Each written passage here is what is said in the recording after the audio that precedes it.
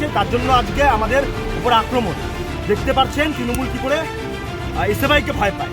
SFI ক্যাম্পাসে ঢুকলে ওদের কামাইগুলো বন্ধ হয়ে যাবে, তার জন্য আজকে আক্রমণ হয়েছে।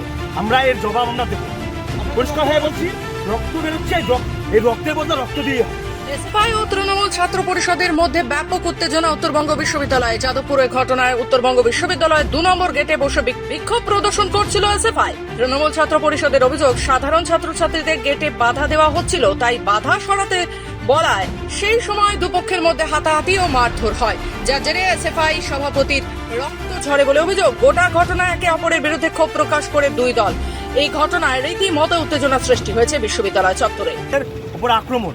দেখতে পাচ্ছেন তৃণমূল কি করে এসএফআইকে ভয় পায়।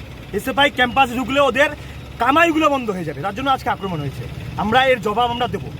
পরিষ্কার হয়ে বলছি, রক্ত বেরোচ্ছে, এই রক্তের বদলে রক্ত দিয়ে হবে। ঠিক আছে, আজকে তৃণমূল যেভাবে আজকে যে এগ্রেশন দেখিয়েছে, এসএফআই এগ্রেশন তৃণমূল দেখতে পারবে।